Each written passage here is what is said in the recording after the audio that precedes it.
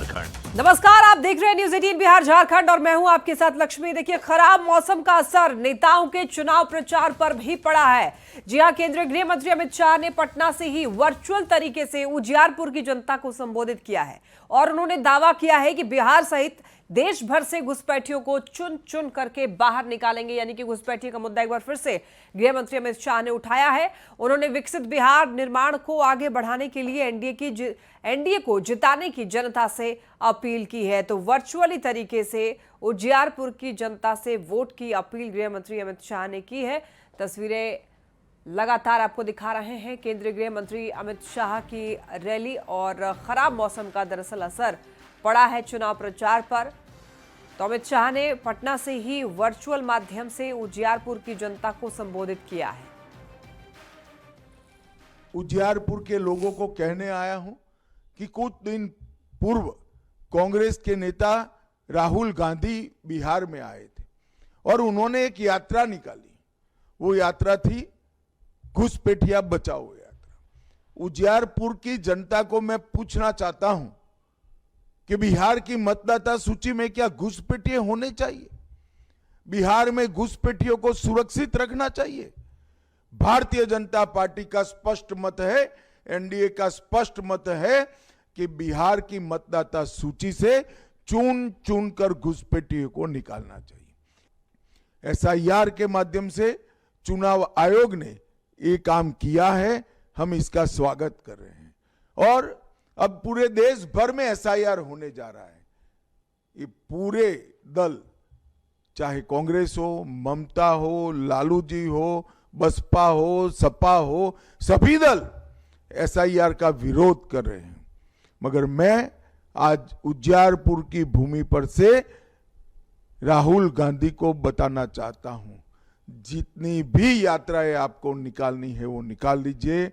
बिहार की धरती पर से, देश की धरती पर से चुन चुन कर एक एक घुसपैठियों को हम देश के बाहर निकालेंगे। पेट्रोल की रिफाइनरी आ रही है, बरौनी के खाद का कारखाना का विस्तार हो चुका है, मखाना बोर्ड की स्थापना हो चुकी है और ढेर सारे किसानों को एमएसपी से गन्ना, धान और गेहूं की खरीदी भी करीब करीब 2300-2400 रुपये से हम कर रहे हैं। तो विकास का दूसरा नाम है एनडीए, विकास का दूसरा नाम है नीतीश कुमार नरेंद्र मोदी की जोड़ी। और मेरा आप सभी से आग्रह है कि तीर छाप निशान, हेलीकॉप्टर छाप निशान और कमल छाप निशान पर बटन दबाकर एनडीए के सभी प्रत्याशियों को जिताइए। यही मेरी आपसे अपील। बीजेपी की प्रेस कॉन्फ्रेंस लाइव हो रही है, केंद्रीय मंत्री पीयूष गोयल संबोधित कर रहे हैं। आइए सीधे पटना लिए चलते हैं। उद्योग जगत को भी जिस प्रकार से नीतीश जी के सुशासन में हमने प्रगति होते हुए देखा, जिस प्रकार से डबल इंजन की सरकार केंद्र में विश्व के सबसे लोकप्रिय नेता प्रधानमंत्री नरेंद्र मोदी जी और बिहार में मुख्यमंत्री नीतीश कुमार जी की सरकार ने लोगों की सेवा की, अर्थव्यवस्था को जिस तेजी से बढ़ाया, गत 25 वर्षों में हमने दोनों सरकारें देखी। लालू यादव जी की सरकार भी देखी और नीतीश जी की सरकार भी देखी और हमने देखा है कितना फर्क, कितना परिवर्तन और किस तेज रफ्तार से नीतीश जी के कार्यकाल में बिहार की प्रगति हुई है। अगर आंकड़े देखें तो बिहार का जो अर्थव्यवस्था का पूरा मूल है वो सिर्फ 80,000 करोड़ रुपए था 2005 में और आज बढ़कर 11 लाख करोड़ रुपए, यानी लगभग 14 गुना बन गया है। जिस प्रकार से प्रति व्यक्ति जो बिहार की अर्थव्यवस्था में पर कैपिटा जीडीपी में लगभग 10 गुना वृद्धि, कहां 7,900 रुपए था 2005 में, आज 67,000 रुपए। इस प्रकार का शायद ही देश में कोई और राज्य में प्रगति देखने को मिली होगी। कहते हैं ना, एक बिहारी सब पर भारी। और बिहार के हमारे भाई बहनों ने जिस प्रकार से देश और दुनिया में भारत का गौरव बढ़ाया है, अपनी सेवाओं से भारत में और दुनिया में, विदेश में बिहार का नाम उज्जवल किया है। अच्छी शिक्षा प्राप्त करके उद्यमी बने हैं। स्टार्टअप्स की दुनिया में कहा पहले एक स्टार्टअप रजिस्टर हुआ था जब स्टार्टअप इंडिया लॉन्च किया गया, वो बढ़ के 4,000 से अधिक स्टार्टअप्स आज हमें देखने को मिलते हैं। और हाल में ही जो संकल्प पत्र हमारे राष्ट्रीय अध्यक्ष और नीतीश जी ने बिहार को समर्पित किया, एक विकसित बिहार बनाने का जो वादा लेकर, जो संकल्प लेकर, जो प्रतिबद्धता के साथ एनडीए निकली है, हमारे युवा युवतियों को 1 करोड़ नौकरियां, 50 लाख युवाओं को स्टार्टअप स्कीम या मुद्रा स्कीम के माध्यम से उद्यमी बनना, एंटरप्रेन्योर बनने के लिए प्रोत्साहन, जिस प्रकार से बहनों को 10,000 रुपए तो अपना जीवन में नया कारोबार, नया काम शुरू करने के लिए दे चुकी है सरकार, आगे 2 लाख रुपए तक। और चलिए अब आपको लिए चलते हैं वैशाली, जहां पर गृह मंत्री अमित शाह इस वक्त संबोधित कर रहे हैं। बाबा बटेश्वरनाथ और रामचोरा मंदिर को भी मैं प्रणाम कर मेरी बात की शुरुआत करना चाहता हूं। मैं आप सभी को 9 नवंबर से शुरू होने वाले विश्व प्रसिद्ध सोनपुर मेले और कार्तिक पूर्णिमा स्नान की भी बहुत बहुत बधाई देना चाहता हूं। मित्रों, हाजीपुर लोकसभा क्षेत्र हमारे प्रिय नेता स्वर्गीय रामविलास पासवान जी की कर्मस्थली रहा है। रामविलास जी ने पूरा जीवन इस देश के गरीब, पिछड़े और विशेषकर दलितों के उत्कर्ष के लिए बहुत काम किया है। मैं मनपूर्वक आज रामविलास जी के काम को कार्यांजलि देकर उनको प्रणाम करना चाहता हूं। मित्रों, एक जमाने में ये वैशाली जिला इस देश में लोकतंत्र की जननी के रूप में जाना जाता है। यहीं पर वैशाली में ही सबसे पहली देश की संसद बनी थी, यहीं पर लोकतंत्र की स्थापना हुई थी। और वही वैशाली जिले ने लालू जी के शासन में, राबड़ी जी के शासन में एक जंगल राज देखा है। जघन्य हत्याकांड, अपराध, खून, फिरौती, अपहरण, ढेर सारे गुनाहों से ये बिहार की सुजलाम सफलाम भूमि को रक्त रंजित करने का काम आरजेडी ने किया था। आज मैं देख रहा था आरजेडी के नेता ने एक बयान दिया है कि हम बिहार को नंबर 1 बना देंगे। भाई तेजस्वी जी, आप बिहार को किस चीज में नंबर 1 बनाना चाहते हो? नीतीश जी ने बड़े प्रयास से 20 साल में कानून और व्यवस्था ठीक की है। क्या आप बिहार को फिर से अपराध में नंबर 1 बनाना चाहते हो? हत्या में नंबर 1 बनाना चाहते हो? फिरौती और अपहरण में नंबर 1 बनाना चाहते हो? लूट में नंबर 1 बनाना चाहते हो?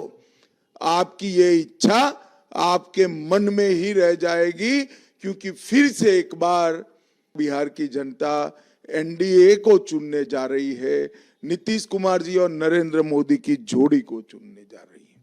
मित्रों, अभी अभी ये पूरे घमंडिया गठबंधन वाले लोग, इंडी अलायंस वाले लोग चुनावी फायदे के लिए बाबा साहब आंबेडकर जी का नाम लेकर वोट बटोरना चाहते हैं। मैं उनको बताना चाहता हूं कि अंबेडकर जी का सबसे बड़ा अपमान अगर किसी ने किया है तो कांग्रेस पार्टी ने किया है। जब तक कांग्रेस शासन में रही, अंबेडकर जी को भारत रत्न नहीं मिला। जब तक कांग्रेस शासन में रही, पूरा प्रयास किया कि अंबेडकर जी की कोई स्मृति संजोई न जाए।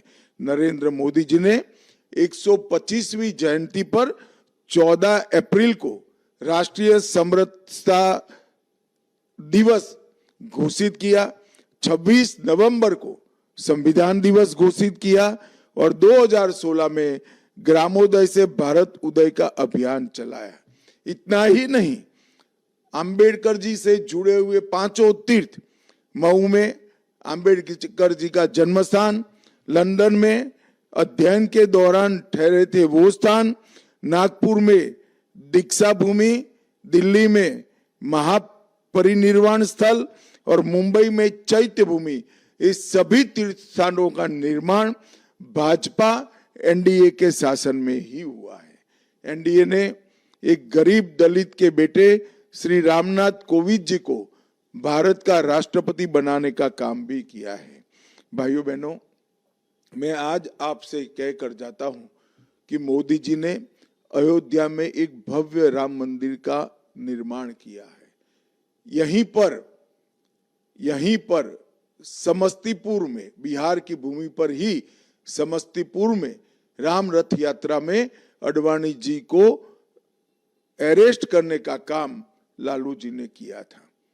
इन लोगों ने 550 साल तक, मुगल हो, अंग्रेज हो, कांग्रेसी हो, लालू जी हो, 550 साल तक राम मंदिर को रोका था। मोदी जी ने 2024 जनवरी में राम मंदिर का प्राण प्रतिष्ठा का काम पूरा कर दिया। मगर बिहार सीता माता की जन्मभूमि है। अब हम बिहार में भी सीतामढ़ी में 850 करोड़ रुपए से भव्य सीता मंदिर का निर्माण भी करने वाले हैं। इसका भूमि पूजन हो चुका है और 2 ही साल में मोदी जी के हाथ से इनकी प्राण प्रतिष्ठा का भी काम होगा। मित्रों, मैं वर्चुअल माध्यम से बोल रहा हूं, ज्यादा बात कहना नहीं चाहता, परंतु अंत में मैं आपको पूछना चाहता हूं, क्या बिहार की मतदाता सूची में घुसपैठियों को मत देने का अधिकार होना चाहिए क्या? मैं जानता हूं आप सभी का जवाब है कि नहीं होना चाहिए। कांग्रेस के नेता राहुल गांधी जी ने बिहार में घुसपैठिया बचाओ यात्रा निकाली थी, क्योंकि ये सभी दल हमारे खिलाफ जो चुनाव लड़ रहे हैं उनके लिए घुसपैठिया एक वोट बैंक है। और मैं मानता हूं कि घुसपैठिया हमारे युवाओं की रोजगारी के बीच में उसको रोजगारी छीनने का काम करते हैं, गरीब का अनाज में हिस्सेदारी लेते हैं और देश को भी असुरक्षित करते हैं। राहुल जी, आपको जितनी घुसपैठिया बचाओ यात्रा निकालनी हो निकालो। हम देश से और बिहार से एक एक घुसपैठियों को चुन चुन कर बिहार और देश के बाहर ले जाएंगे और मतदाता सूची से भी इनका नाम निकालने का काम हम करेंगे। ये भारतीय जनता पार्टी का निर्णय है, ये एनडीए का निर्णय है। मित्रों, जंगल राज की वापसी किसी भी तरह से बिहार के लिए अच्छी नहीं है। उसको रोकने के लिए फिर एक बार आपका आशीर्वाद, 20 साल से आप आशीर्वाद दे रहे हो, फिर एक बार आपका आशीर्वाद नीतीश जी और नरेंद्र मोदी जी को दीजिए। बिहार में एनडीए की सरकार बनाइए, हमारे सभी प्रत्याशियों को प्रचंड बहुमत से जिताइए। वंदे मातरम, भारत माता की जय। तो आप सुन रहे थे गृह मंत्री अमित शाह को, जिन्होंने घुसपैठियों का मुद्दा जोर शोर से उठाया है और कहा है कि चुन चुन करके घुसपैठियों को बाहर निकाल फेंकेंगे। इनका कहना है कि मतदाता सूची से भी घुसपैठियों का नाम बिल्कुल बचना नहीं चाहिए और विपक्ष पर उन्होंने जमकर निशाना साधा है। खासतौर पर राहुल गांधी पर जमकर बरसे हैं और उन्होंने एक बार फिर से जंगल राज का जिक्र किया है। धुआंधार रैली, धुआंधार चुनाव प्रचार के बीच में जंगल राज का मुद्दा उठाना एनडीए के स्टार प्रचारक बिल्कुल भी नहीं भूल रहे हैं और ये याद लोगों को दिला रहे हैं कि जंगल राज जब था, यानी कि 2005 से पहले का शासनकाल, लालू और राबड़ी देवी का शासनकाल, वो दौर कैसा था और आज का दौर कैसा है। तो एक तरीके से दोनों के बीच का अंतर लोगों को बताते हैं और कहते हैं कि अगर एक बार फिर से आरजेडी सत्ता में आ गई तो क्या होने वाला है। तो कह सकते हैं कि घुसपैठी का मुद्दा, जंगल राज का मुद्दा, ये बराबर एनडीए उठा रहा है और जम करके विरोध किया जा रहा है महागठबंधन का। चलिए बढ़ते हम लोग खबरों में आगे। मोकामा टाल गोलीकांड में अब एक्शन हुआ है। कुल 4 एफआईआर दर्ज की गई है। देखिए, पटना पुलिस ने एफआईआर दर्ज की है।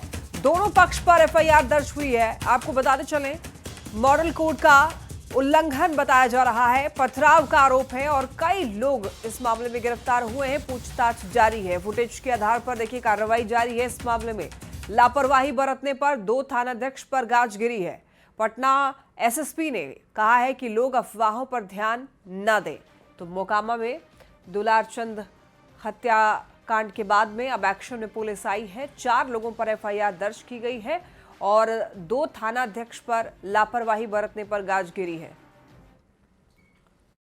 4 एफआईआर दर्ज हुआ है। इसमें दोनों कैंडिडेट की तरफ से भी कराया गया है, पुलिस के द्वारा भी कराया गया है और जो मॉडल कोड ऑफ कंडक्ट का वायलेशन हुआ है उसके लिए भी एफआईआर दर्ज हुआ है। इसके अतिरिक्त कल जब पोस्टमार्टम के लिए बॉडी जा रही थी उसमें जो पथराव की घटना हुई थी उसके लिए भी एक एफआईआर दर्ज हुआ है। अभी काफ़ी लोगों की गिरफ्तारियां आज रात में की गई हैं और कई लोगों से पूछताछ चल रहा है। अभी स्थिति वहाँ काफ़ी सामान्य है और जगह जगह पर प्रतिनियुक्ति कर दी गई कि अगर कोई कानून को अपने हाथ में लेगा तो उनके साथ उचित तरह से कार्रवाई की जाएगी और किसी को भी कानून हाथ में लेने का इजाज़त नहीं दिया जाएगा। वहाँ पर बल प्रतिनियुक्त किया गया है। इसमें कई तरह के वीडियो फुटेज भी आए हैं जिससे कई तरह की बातें आ रही हैं सामने। अनुसंधान के बाद ही क्लियर होगा कि पूरी घटनाक्रम कैसे हुई है, क्या हुआ है। यहाँ रुक रहे एक ब्रेक के लिए, जल्द लौटेंगे।